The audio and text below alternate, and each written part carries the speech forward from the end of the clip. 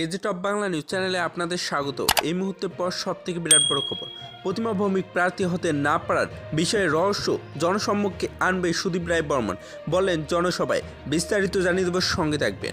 প্রতিমা দেবীর দোষ কোথায়? তিনি তো কর্মীদের পাশে থাকতে ভালোবাসতেন।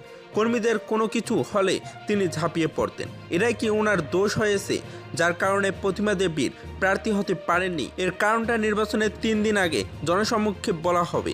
এইভাবেই কেন্দ্রীয় প্রতিমন্ত্রী প্রতিমা ভৌমিক প্রার্থী হতে না পারার বিষয়ে রহস্য উস্কে দিলেন ইলেকশন ক্যাম্পেইন কমিটির কনভেনর সুদীপ রায় বর্মন। শনিবার সন্ধ্যায় প্রাকৃতিক দুর্যোগকে উপেক্ষা করে গণতন্ত্র পুনরুদ্ধার এবং সংবিধান রক্ষার্থে 1 নং পশ্চিম ত্রিপুরা আসনে ইন্ডিয়া মঞ্চের প্রার্থী আশিস কুমার সাহার সমর্থনে ডিবি বাজারে আয়োজিত জনসভায় তিনি বলেছিলেন, আমরা সকলে গর্বিত ছিলাম প্রতিমা দেবীকে নিয়ে, কারণ প্রথম ত্রিপুরা রাজ্য থেকে কেউ কেন্দ্রীয় প্রতিমন্ত্রী হয়েছেন।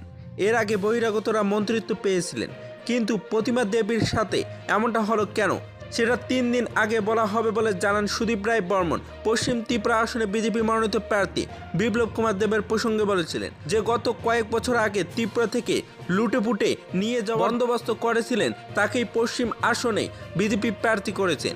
কিন্তু কী উদ্দেশ্যে বিপ্লব কুমার দেবকে আবারও পশ্চিম ত্রিপুরা আসন থেকে প্রার্থী করা হয়েছে, বিজেপির উদ্দেশ্যে প্রশ্ন ছুড়লেন তিনি।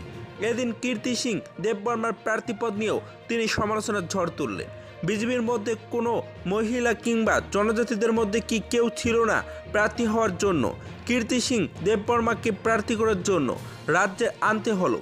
শ্রী বর্মন আরও বলেছিলেন, বর্তমান সরকারের আমলে নেশায় ডুবে আছে ছাত্র যুব সমাজ, আনাচে কানাচে অলিতে গলিতে নেশায় আকৃষ্ট যুব সমাজ। কিন্তু এ সরকারের স্লোগান ছিল নেশামুক্ত ত্রিপুরা, কিন্তু দেখা যাচ্ছে গত 6 বছরে নেশায় ডুবে গেছে ত্রিপুরা রাজ্যের প্রধান। যদি ভিডিওটি ভালো লাগে তাহলে একটি লাইক দিবেন, চ্যানেলে নতুন হলে সাবস্ক্রাইব করে পাশে থাকা বেল আইকনটি প্রেস করে রাখবেন এইরকম লেটেস্ট ট্রেন্ড ভিডিও আপডেটগুলি সর্বপ্রথম পাওয়ার জন্য। বিয়ার রিপোর্ট, এজে টপ বাংলা।